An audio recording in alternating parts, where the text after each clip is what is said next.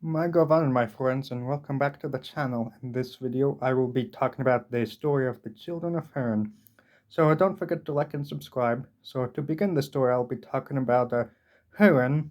He will get during a big battle within the First Age would get captured by Morgoth. He would be taken to Morgoth and then interrogated to figure out where Gondolin is.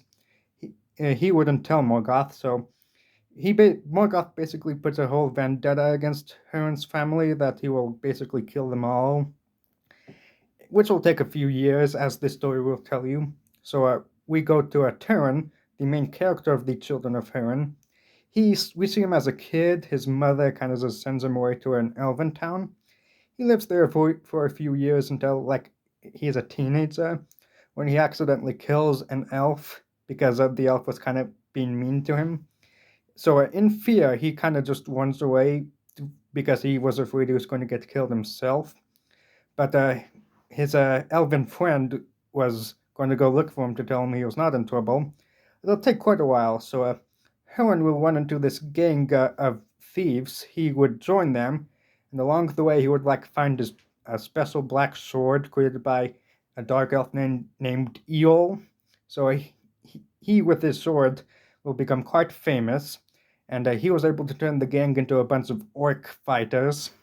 But eventually, shortly after, he ran into his old elven friend and a dwarf named Mim. He gets brainwashed by a dragon to go to a town where his mom and sister were. So he goes there, finds out they weren't there, and realizes he gets tricked by the dragon. And then shortly after, he would get captured by some orcs, but his elven friend would rescue him. Huron, unfortunately, would kill his elven friend because he didn't know it was him at the time. So after that, he continues doing his thing until he reaches this town, and he meets his sister, but both of them have been brainwashed by that dragon again, and they don't know each other. And so they fall in love and get married, which is pretty gross. So after that, they live in the town for a while, and then Huron fights the dragon that he's been dealing with for a few years. And then he was able to defeat the dragon, but he passes out. And then his sister finds out that she is his sister, so she jumps off a cliff.